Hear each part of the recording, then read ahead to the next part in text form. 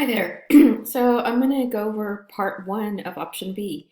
Notice that I said part one, as does this here say part one. So week 11, writing instructions for option B, part one. This counts only for 20% of your, this should say week 11 grade. So make sure you put that in there. That's actually week 11.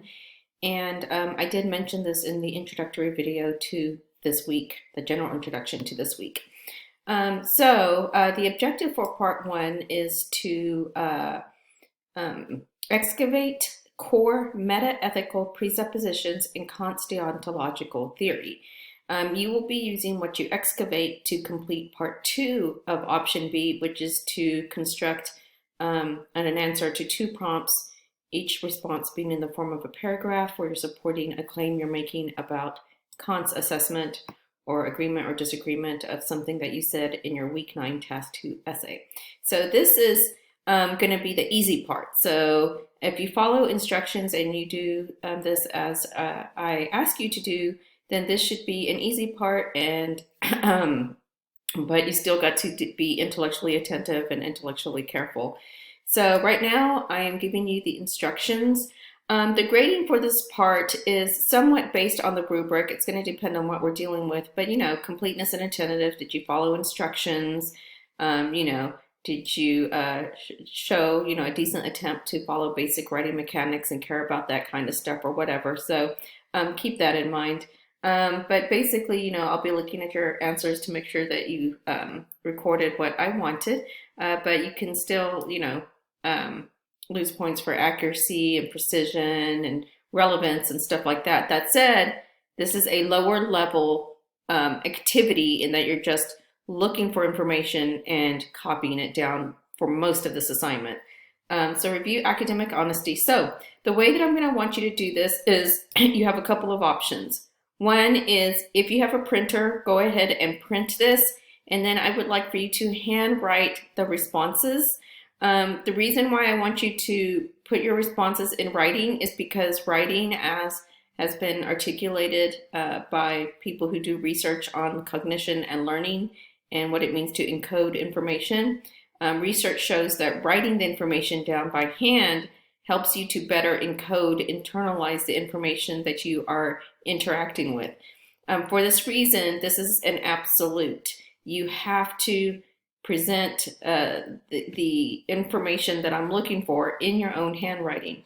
If you do not have access to a printer, then what you're going to have to do is you're going to have to hand copy the prompts and stems that are in the bulleted items. So if you don't have a printer, you could put at the top of your piece of paper an introduction to some big ideas in Kant's ethical theory. So basically, you would just copy the form as you go, and all in your own handwriting. If you have a printer, you will not have to do that. If you have a printer, you can just print this and then just fill in the information in your own handwriting. And again, I've already given you my scientific research-based psychological learning cognition reasons for doing so. And again, that is that even if you're just copying, you're still encoding more deeply or at a deeper level the information that you're getting. So here's how this is going to work.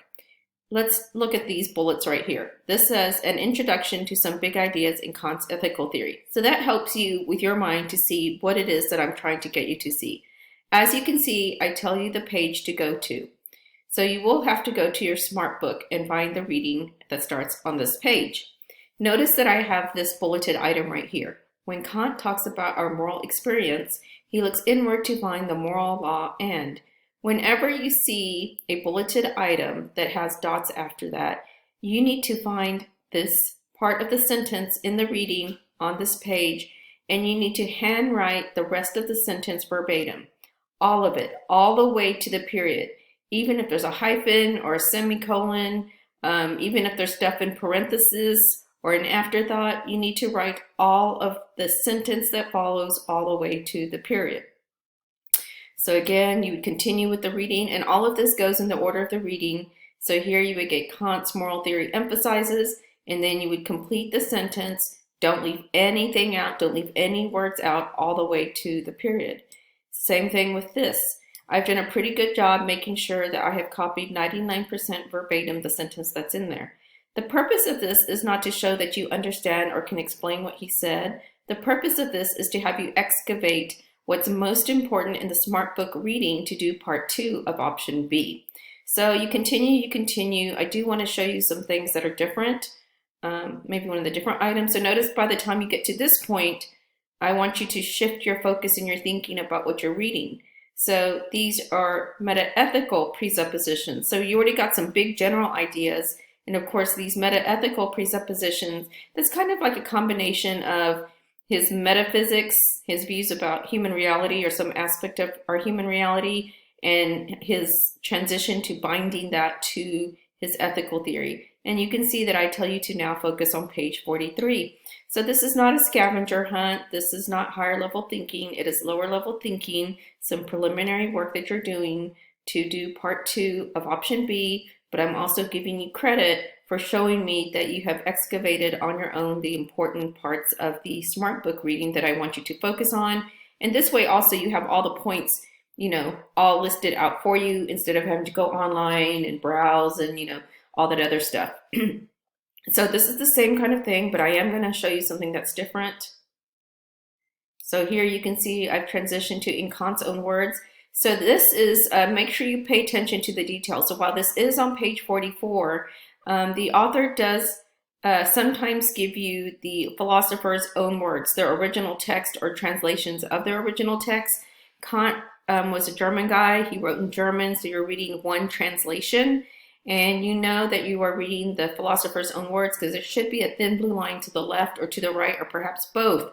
So here you have to go into Kant's own words and you're going to copy Kant directly. It's going to be really important for you to keep in mind, especially when you're doing part 2 of option B, when you are quoting or using text-based evidence from Kant's original text. So that would be here, or whether you are using Lawhead's words.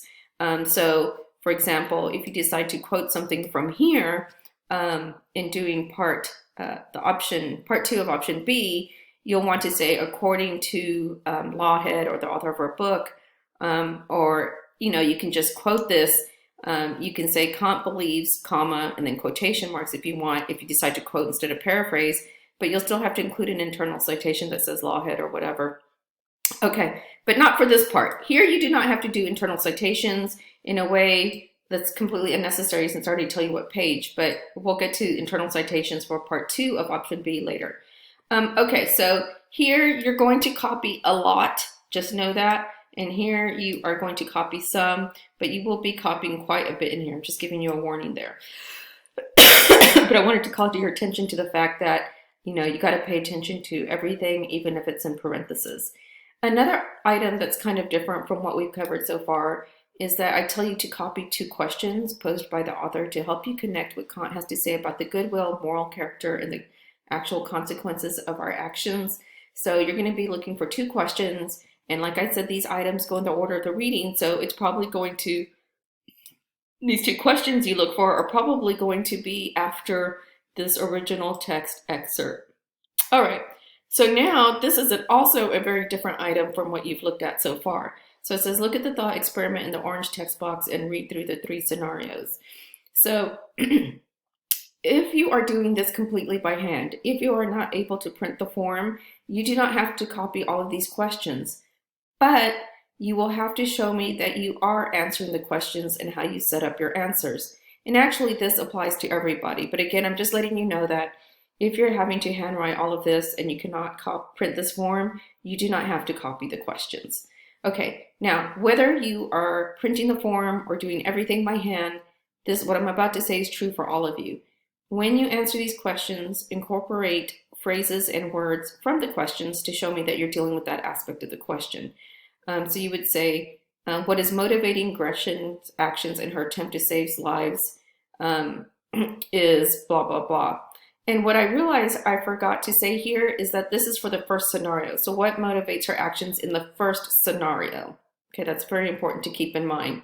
And then, so you'll give me that answer, then you'll incorporate words from here and you'll say the fact that Gretchen's actions do not save lives does not or does take away something of moral significance. So you see what I'm saying. But what's also very different about this item is that I'm actually telling you to go into something that I normally tell you to skip when you're doing an LS assignment. Here you can see that I'm telling you not to skip an orange text box. I actually want you to look at an orange text box. It's a thought experiment, and it has 3 scenarios. And I want you to think like Kant about the 3 scenarios in terms of what is motivating Gretchen's actions and what that has to say about the morality of her as a person who is taking those actions. And so, like I said, this is for scenario 1. This one would be for scenario 2. This time I say it. So again, you're still in the orange text box. Here you're not copying stuff directly from the book. When you give your answers to the scenarios and this part of this assignment, you need to be pulling from my phrases and questions, and then some of it, of course, will be in your own words or wording. So there's the 3rd scenario and whatnot. Doing this, in fact, doing all of this is going to really help you to do the higher order, more difficult challenge, critical thinking, critical writing you'll do for part 2 of option B. Then you can see I have a section that says acting in accordance with duty versus acting in accordance from duty. This is not a mistake. These 2 things do not say the same thing according to Kant, and you might remember what he said, but if you don't, you're going to copy what he said as a way of encoding the information so that you can apply it in part 2. So acting in accordance with duty for Kant means something different from acting from duty. And so here we go back to the sentence completion that I talked about earlier.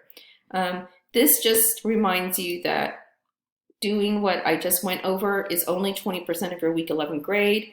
It's mostly lower level kind of, learning, a lower level assignment. That said, it preps you to do the higher level critical thinking stuff and writing stuff, but I do give you credit for prepping. The way that you are going to submit this is you're still going to use the submission link. So let me go ahead and bring that down here.